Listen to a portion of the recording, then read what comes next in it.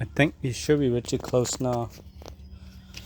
So I put a new board underneath and then I reinforce with a pressure treated wood. I mean they both are pressure treated. So and I raised the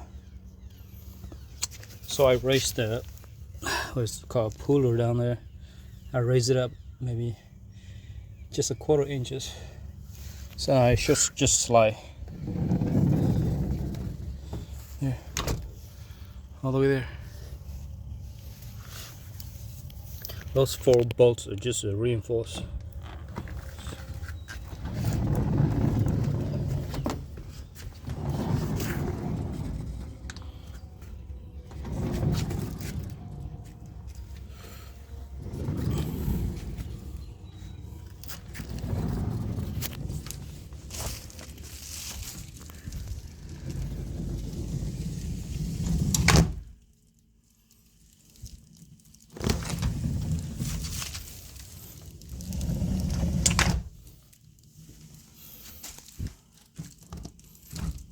You can lock it if you want.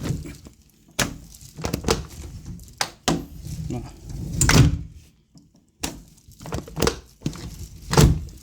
Just lock.